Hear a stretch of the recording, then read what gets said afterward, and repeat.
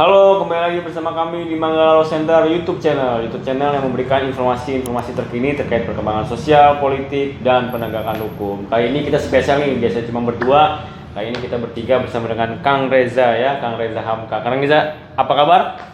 Kabar baik, Kabar baik, alhamdulillah. Alhamdulillah. Bro Heri, baik kabar? Selalu baik. Memang Bro Heri selalu baik dan berisi ya. Dia terlalu subur, Pak. Terlalu subur, betul. Oke, kita langsung aja nih, kita membahas isu terkini terkait dengan rencana pemerkosaan dalam lingkup perkawinan, di mana ini suami ini menjadi terkena pidana apabila dia memaksa istrinya untuk berhubungan intim. Nah, bagaimana ini negara mengatur hal ini? Apakah penting dan bagaimana juga praktek di lapangan? Kita akan membahasnya langsung bersama dengan teman-teman kita. Pertama dengan Bro Heri dulu nih. Bro Heri, melihat pemerkosaan ini terkena pidana apabila dipaksakan begitu dalam lingkup perkawinan. Bagaimana tanggapan Ibu? Ya tentu kalau saya menanggapinya positif ya. Karena memang ada suatu aturan itu memang ada kausalitasnya, ada sebab akibat yang melatar belakangi mengapa suatu peraturan itu ada. Karena mengingat KDART di Indonesia ini masih tinggi. Jadi memang penting ya. Ada aturan saja masih dilanggar. Kekerasan masih tinggi terhadap perempuan gitu. Jadi perlindungan terhadap perempuan bagi saya itu juga hal yang sangat penting gitu. Nah, terkait dengan Bro Reza nih, Bro Reza sepertinya berpengalaman nih, mempunyai 4 orang istri ya Bro Reza. Gimana nih? Baru satu. Oke. Bro Reza, gimana tanggapannya nih melihat ini? Ya, menurut saya sih betul. Saya setuju juga tadi apa yang disampaikan Bung Heri. Ya, memang betul negara itu membuat aturannya kembali lagi ke tujuannya untuk melindungi, untuk melindungi. Dan negara pun pasti ada alasan untuk membuat norma ini. Betul. Ada banyaknya kasus. Betul.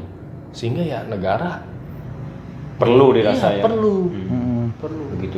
Jadi sah-sah saja menurut saya. Tapi banyak juga yang beranggapan bahwa ini sebenarnya negara sampai ikut campur sampai ke berhubungan intim ini. Ini seberapa urgensinya sih negara mengatur dalam hal ini? Gimana nih?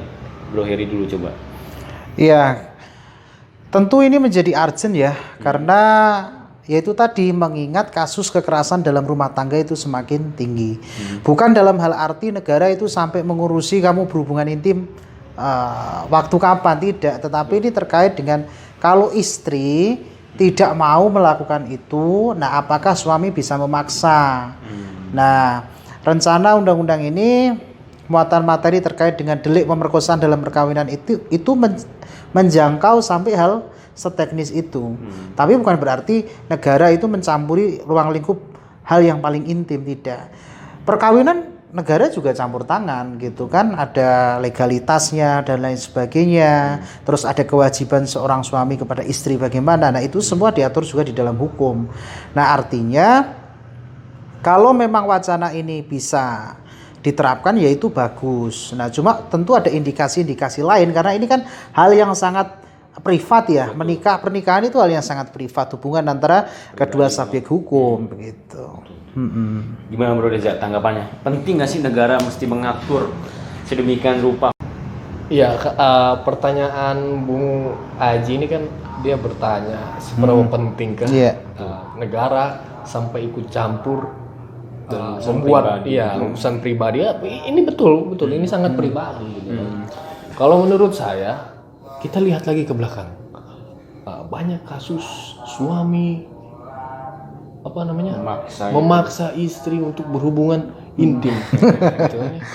Ini banyak sekali kasus ke belakang, bahkan ada yang baru kemarin suami berhubungan intim itu dipaksa masuk ke dipaksa masuk ke anusnya.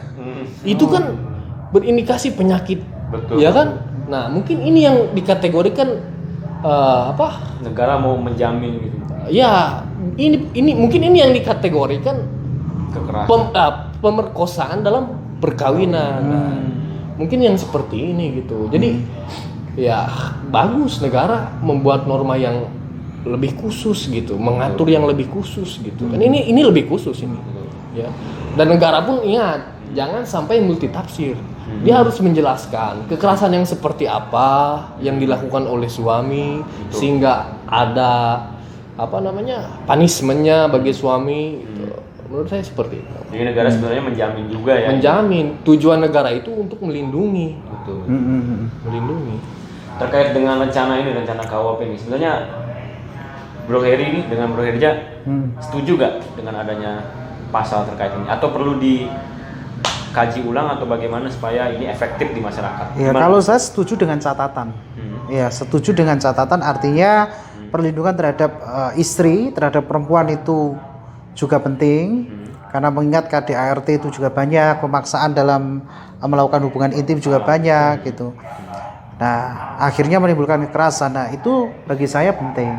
Tetapi dengan catatannya benar seperti yang disampaikan Bung Reza, itu harus jelas. Karena ini ruang lingkup suami istri loh.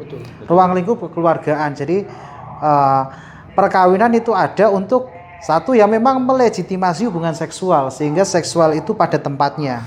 Gitu ya, pada tempatnya, sehingga tidak menimbulkan ya hal-hal yang aneh atau hubungan seks yang menyimpang atau semua orang dicolok gitu kan, itu kan iya, karena tujuan pernikahan itu agar seks itu ditempatkan pada tempatnya. Nah, itu salah satu tujuan pernikahan. Pada metode yang benar. Iya, dengan metode yang benar. Tidak ada penyimpangan lain. Betul. Sehingga ini memberikan kejelasan, kepastian, sehingga orang yang tidak bisa mengendalikan nafsunya, nah itu tidak sembarangan ya memperkosa subjek hukum lain. Jadi pernikahan itu penting untuk melegitimasi itu, salah satunya melegitimasi itu, dan catatannya harus jelas.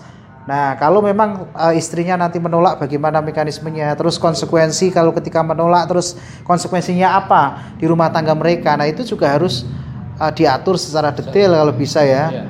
Gitu. Itu saran saya sih. Gimana Bro aja? Setuju gak dengan rencana ini? Saya sih satu pendapat ya dengan setuju jadinya ya. Tapi kalau kita melihat di luar gitu pasti ada polemik, ada setuju, ada tidak setuju, pro dan kontra. Itu pasti ada pro dan kontranya, pasti ada. Jadi kalau pro-nya ya jelas gitu kan, melindungi perempuan itu tujuan negara. Itu landasan filosofisnya. Negara itu ikut campur dalam pernikahannya untuk apa? Untuk melindungi. Gitu. Karena dalam perkawinan itu ya memang perkawinan itu memang diatur hukum nasionalnya. Ya. Hadirnya buku nikah itu kan ya atas ikut campur negara. Untuk melindungi itu. Tapi kalau dari kontranya ya pasti memang dalam agama gitu ya.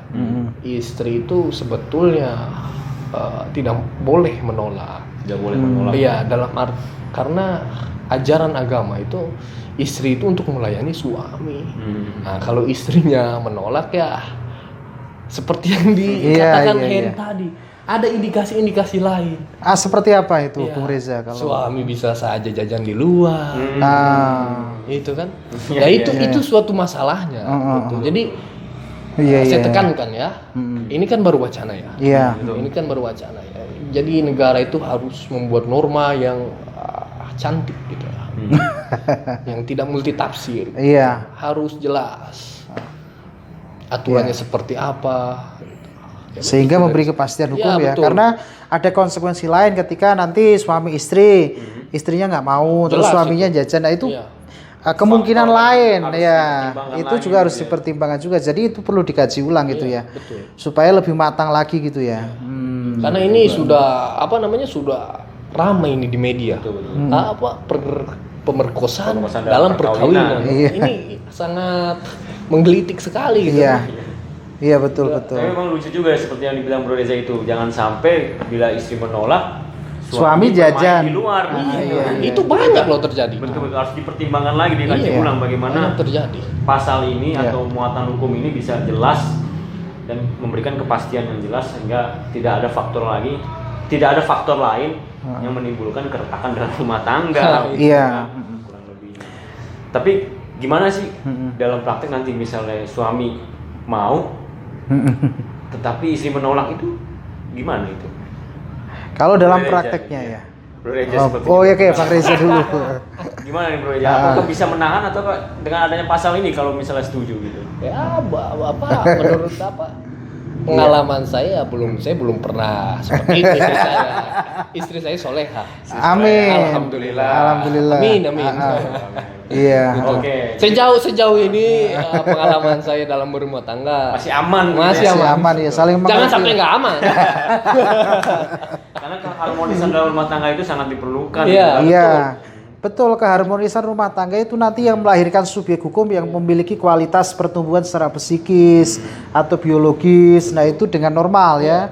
Nah, kalau nanti ruang lingkup yang paling kecil yang namanya keluarga ini tidak bisa menjaga keharmonisan, nah itu juga berimplikasi kepada anak-anak yang dilahirkan dari keluarga tersebut gitu. Jadi itulah mengapa perkawinan itu menjadi hal yang sangat sakral, sangat penting untuk membangun bangsa itu diawali dari rumah tangga ini tadi, sehingga melahirkan subjek-subjek hukum yang ngerti kan, ngerti hak, ngerti kewajiban, ngerti menghargai orang lain, ngerti batas-batasnya. Itu kan dari pendidikan pertama dari keluarga.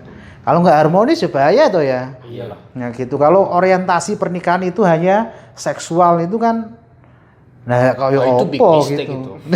Iya makanya gitu Besar lah. gitu ya. Nah, jadi begitu ya. Jadi sebenarnya kita mendukung pemerintah mengupayakan adanya penjaminan atas perempuan ini, tapi dengan catatan tadi harus jelas dan ada faktor-faktor lain juga yang harus dipertimbangkan agar tadi yang dibilang Bro Reja ini, suami tidak jajan di luar itu jadi faktor juga gitu ya.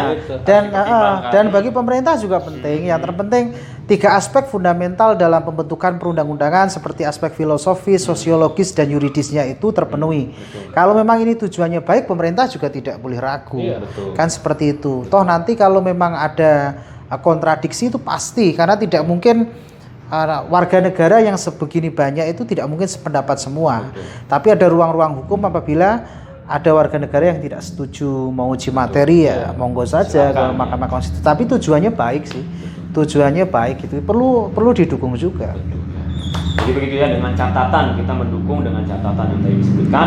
Mudah-mudahan apa yang kami sampaikan ini ada manfaatnya bagi teman-teman semua, ada manfaatnya bagi rekan-rekan semua yang ingin menikah nanti, atau ya bagi pemerintah yang menjadi catatan semua.